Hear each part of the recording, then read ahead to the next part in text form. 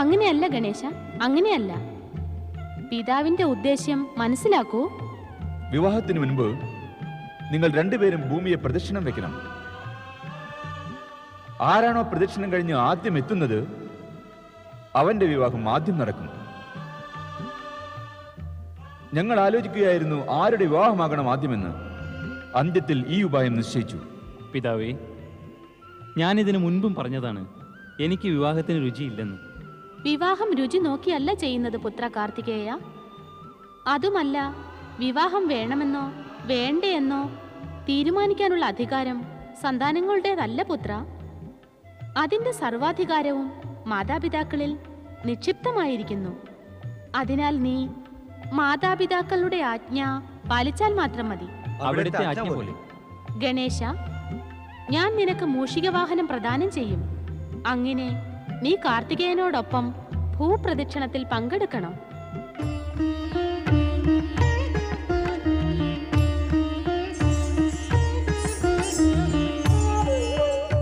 ഗണേശ, അങ്ങയുടെ ഈ വാഹനം മൂഷികൻ കാർത്തികേയ കുമാരന്റെ വാഹനം മയൂരത്തിനോട് മത്സരിച്ചാൽ ഒരിക്കലും തന്നെ വിജയിക്കുകയില്ല. അപ്പോൾ ഉത്തമം ഇതാണ്, അങ്ങ് ഈ മത്സരത്തിൽ പങ്കെടുക്കാതിരിക്കുക, പരാജയം സമ്മതിക്കുക. അല്ലെങ്കിൽ തീർച്ചയായും കാർത്തികേയൻ തന്നെ വിജയിക്കും.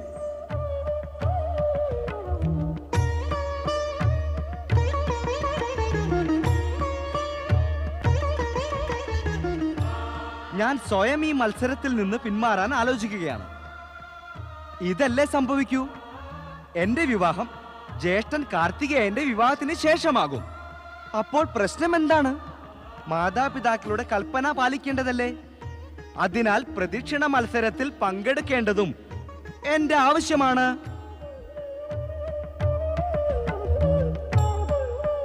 ജ്യേഷ്ഠ, ശുഭമുഹൂർത്തമായി കഴിഞ്ഞു. പ്രദക്ഷിണത്തിന് സമയമായി കഴിഞ്ഞു. നമുക്കിനി ഭൂമിയെ പ്രദക്ഷിണം ചെയ്യാൻ ആരംഭിക്കാം. അകാരണമായി വിളംബം എന്തിനാ? അപ്പോൾ ഗണേശ, പൃഥ്വിനെ പ്രദക്ഷിണം ആരംഭിക്കുന്നതിന് മുൻപ് നമുക്ക് മാതാപിതാക്കളുടെ ആശീർവാദം വാങ്ങേണ്ടതുണ്ട്. അതെ ജ്യേഷ്ഠ, മാതാപിതാക്കളുടെ ആശീർവാദം കൂടാതെ ആരംഭിക്കുന്ന സർവ കാര്യങ്ങളുടെയും അന്ത്യം ശുഭമായിരിക്കില്ല. അതിനാൽ അവരുടെ ആശീർവാദം നേടിയേ തീരൂ. വരൂ.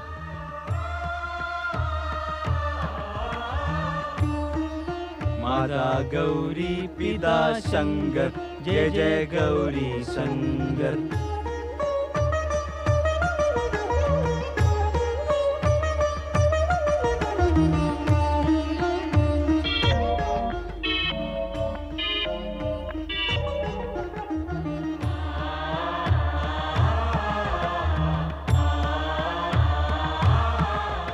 കുമാരൻ കാർത്തികേയൻ, കുമാരൻ കാർത്തികേയൻ, കുമാരൻ കാർത്തികേയൻ, ഭഗവാൻ വിശ്വനാഥൻ, ദേവി പാർവതി,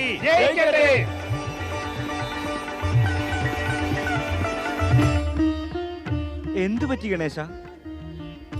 നന്ദി ജ്യേഷ്ഠ, എന്റെ ഈ മൂഷികൻ എനിക്ക് ഭൂപ്രദക്ഷിണം ചെയ്യുവാൻ ഉപകരിക്കുമോ? അങ്ങയുടെ ഭാഗ്യത്തിലുണ്ടെങ്കിൽ സംഭവിക്കും. അങ്ങ് കാർത്തികേയ ജ്യേഷ്ഠനിൽ നിന്ന് മുന്നിൽ പോകും.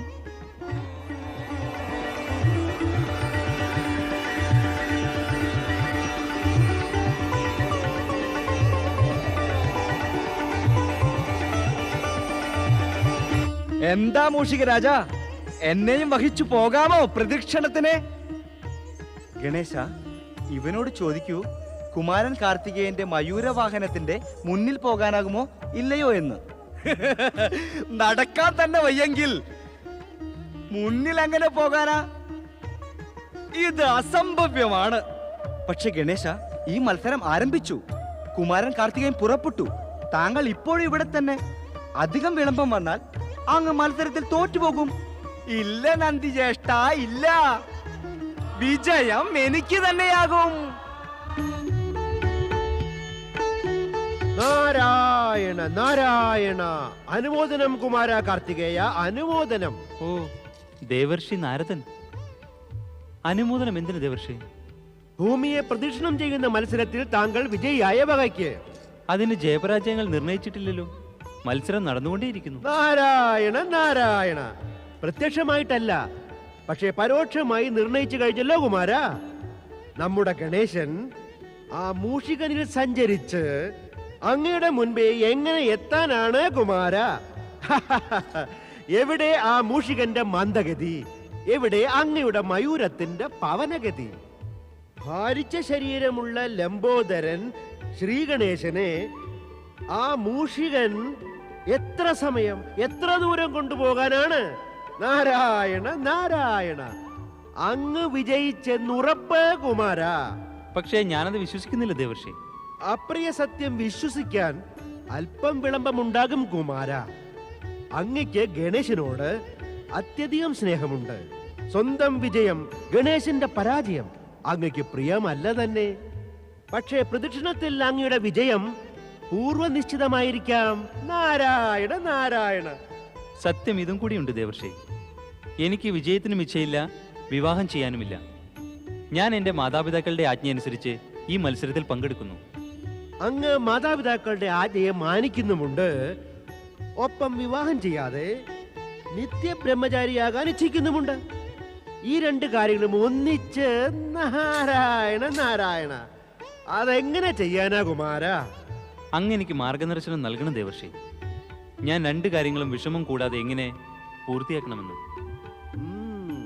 എങ്കിൽ ഒരു വഴിയുണ്ട്. എങ്കിൽ പറയണം, എന്താണ് മാർഗം? അങ്ങ് ഈ മത്സരത്തിൽ പരാജിതനാകണം. അതിനായി അങ്ങ് കൈലാസത്തിൽ എത്താൻ വിളംബം വരുത്തണം.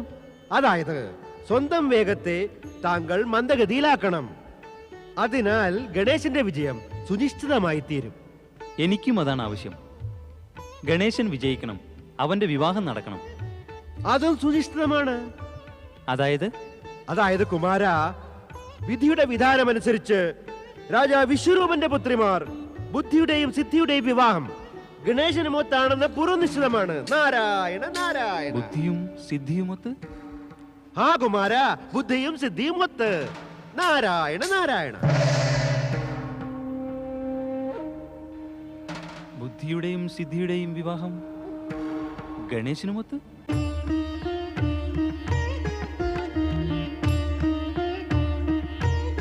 ഗണേശ, അങ്ങ് പറഞ്ഞില്ലല്ലോ എങ്ങനെ വിജയിക്കുമെന്ന്. വിജയിക്കുന്നത് ആരായിരിക്കും? ഭൂമി മുഴുവൻ പ്രദക്ഷിണം വെച്ച് ആദ്യം എത്തുന്ന ആൾ, അതായത് ജഗത്തിന്റെ പ്രദക്ഷിണം. അതെ അതെ, അതാണല്ലോ തീരുമാനം. തീരുമാനിച്ചുവല്ലോ. ആ സത്യത്തെ പ്രാവർത്തികമാക്കാൻ എനിക്ക് ഏകാന്തതയിൽ ആലോചിക്കേണ്ടതുണ്ട്. ഇതാണ് എന്റെ അഭ്യർത്ഥന. താങ്കൾ പോകണം.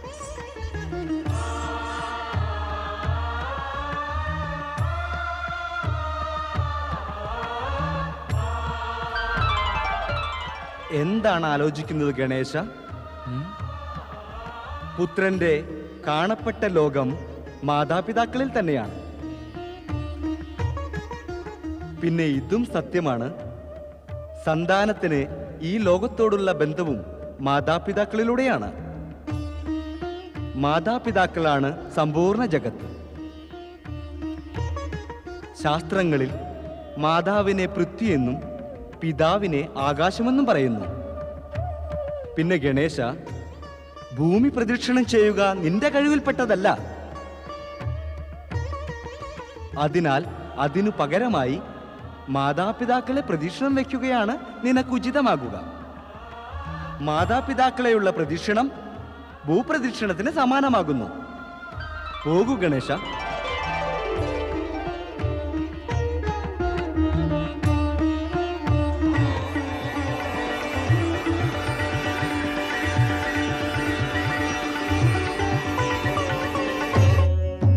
കുമാരൻ ഗണേശൻ ജയിക്കട്ടെ.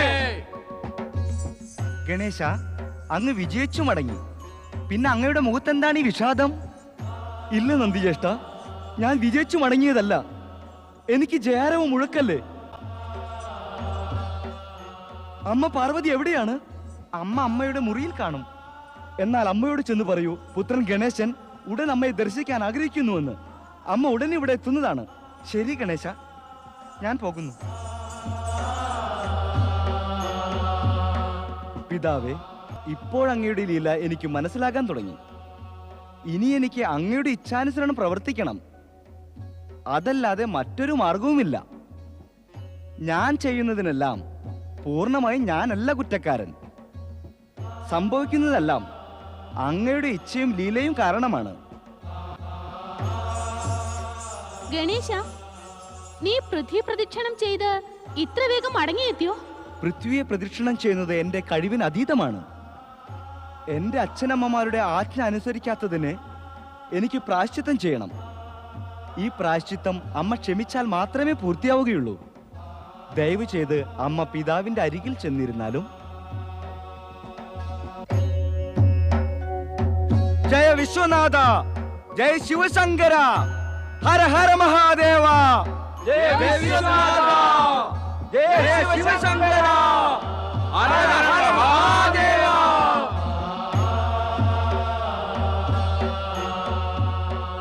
പ്രണാമം സ്വീകരിച്ചാലും സ്വാമി.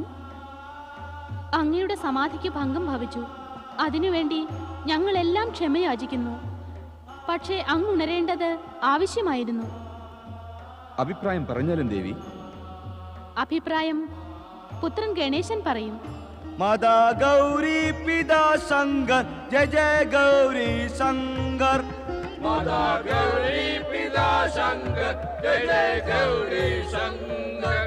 മാതാ ഗൗരി പിതാ ശങ്കർ, ജയ ജയ ഗൗരി ശങ്കർ. മാതാ ഗൗരി പിതാ ശങ്കർ, ജയ ജയ ഗൗരി ശങ്കർ.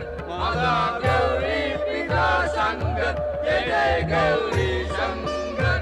മാതാ ഗൗരി പിതാ ശങ്കർ, ജയ ജയ ഗൗരി ശങ്കർ.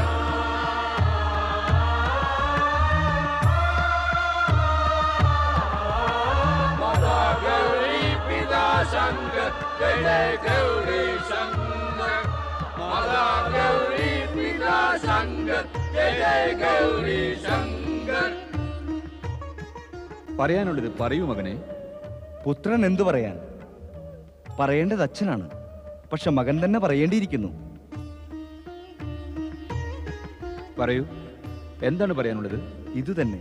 ശാസ്ത്രവിദ്യ അനുസരിച്ച് മാതാവിന് പൃഥ്വിക്കും പിതാവിന് ആകാശത്തിന് സമാനമായി കരുതുന്നു. ഞാൻ എൻ്റെ മാതാപിതാക്കൾക്ക് 3 പ്രദക്ഷിണം പൂർത്തിയാക്കി പൃഥ്വി പ്രദക്ഷിണം ചെയ്യുന്നതിലും കൂടുതലായി പുണ്യം നേടിക്കഴിഞ്ഞു. മാതാപിതാക്കൾ സർവശ്രേഷ്ഠരാണ്.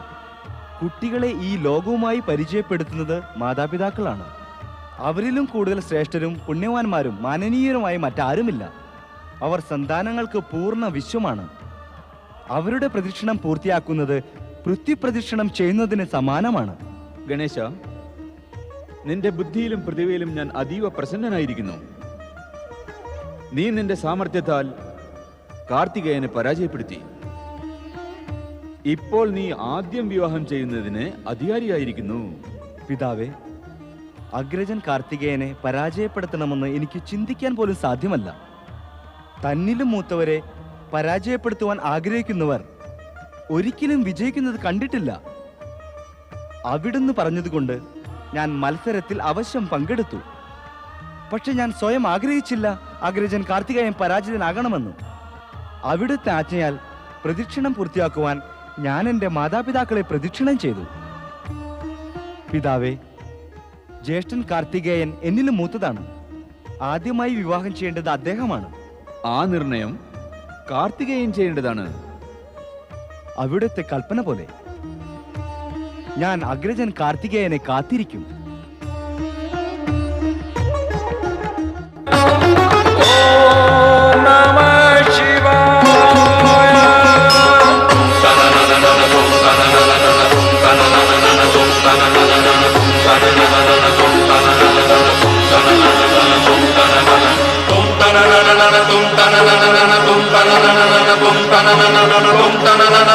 tum